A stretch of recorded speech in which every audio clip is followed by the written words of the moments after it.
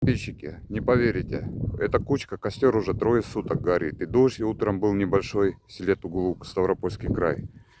У соседей навел порядок. Вот тут кучка огромная была, больше 6 лет.